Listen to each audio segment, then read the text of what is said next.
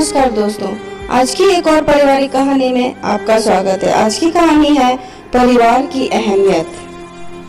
रमेश का एक छोटा सा परिवार था जिसमें एक खूबसूरत पत्नी और 2 प्यारे बच्चे थे। उसकी पत्नी और बच्चे हर हाल में खुश थे, लेकिन रमेश उन्हें जिंदगी के सारे ऐशो आराम देना चाहता था और इसके लिए वह प्रतिदिन 13 घंटे से भी अधिक काम किया करता था। दिन भर ऑफिस में काम करने के साथ साथ वह सुबह और शाम ट्यूशन सेंटर में ट्यूशन भी पढ़ाया करता था। वह सुबह सुबह घर से निकल जाता और आधी रात के बाद घर लौटता था।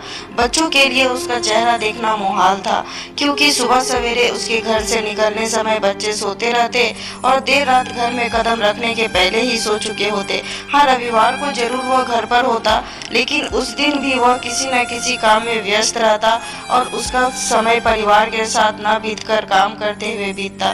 परिवार उसके साथ क्वालिटी टाइम बिताने का बस इंतजार करता रह जाता। पत्नी अक्सर उससे कहा करती कि उसे घर में वक्त बिताना चाहिए, बच्चे उसे बहुत मिस करते हैं। उस वक्त वह यही जवाब देता कि ये सब मैं उनके लिए ही तो कर रहा हूँ। बढ़ते घरेलू खर्च और स्कूल खर्च के लिए मेरा ज़्यादा काम करना जरूरी है। मैं उन्हें एक अच्छी जिंदगी देना चाहता हूँ। रमेश की यह दिनचर्या वर्षों जारी रही। वह यूं ही परिवार को अनदेखा कर कड़ी मेहनत करता रहा। इसका प्रतिफल भी उसे मिला। उसे सफलता प्राप्त हुई, सैलरी भी ज्यादा मिलने लगा। परिवार अब बड़े घर में रहने लगा। खाने पीने और अन्य सुविधाओं की उन्हें कोई कमी नहीं थी, लेकिन रमेश का यूं ही काम करना जारी रहा। वह अधिक से अधिक पैसे कमाना चाहता था। पत्नी पूछती कि आप पैसे के पीछे क्यों भाग रहे हैं? हमारे पास जो है हम उसमें खुश रह सकते हैं। तो उसका जवाब होता कि मैं तुम्हें और बच्चों को दुनिया जहाँ की खुशियाँ देना चाहता हूँ। बस कुछ साल और मुझे मेहनत करने दो।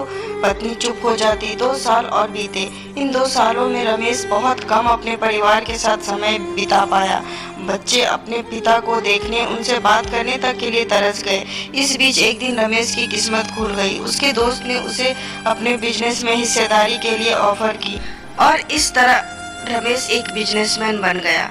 बिजनेस अच्छा चला और रमेश को पैसों की कोई कमी नहीं रह गई थी। उसका परिवार अब शहर के सबसे अमीर परिवारों में से एक था। उनके पास सभी सुख सुविधाएं और शोहरत थी, लेकिन अपने बच्चों से मिलने का समय उसके पास अब भी नहीं था। अब तो वह बहुत ही मुश्किल से घर पर रह पाता। उसका अधिकांश समय शहर से दूर बिजनेस टूर में बीतता। साल गुजरने के साथ उसके बच्चे बड़े हो गए। रमेश ने भी इन सालों में इतना पैसा कमा लिया था कि उसकी अगली 5 पीढ़ियां शानदार जीवन जी सकती थी। एक दिन रमेश के परिवार ने छुट्टी बिताने समुद्र तट स्थित अपने घर जाने की योजना बनाई। बेटी ने उससे पूछा, पापा क्या आप एक दिन हमारे साथ बिताएंगे? रमेश ने जवाब दिया, हाँ जरूर, कल तुम लोग जाओ, मैं कुछ काम निपटा कर 2 दिन में वहाँ पहुँचता हूँ। उसके बाद का मेरा पूरा समय तुम लोगों का है। पूरा परिवार बहुत खुश हो गया। वे समुद्र तट स्थित अपने घर पर चले गए। 2 दिन बाद रमेश वहां पहुंचा, लेकिन उस दिन उसके साथ समय बिताने कोई नहीं था।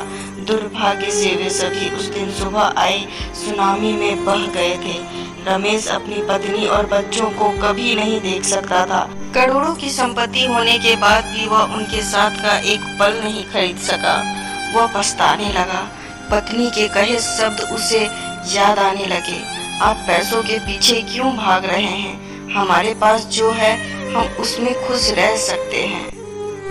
तो दोस्तों, पैसे से हम सब कुछ नहीं खरीद सकते, इसलिए पैसों के लिए अपने परिवार को महत्व देना कम मत कीजिए।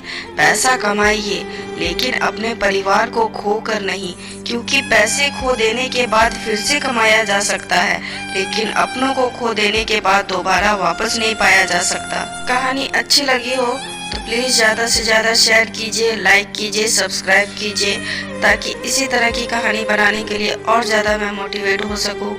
Thank you.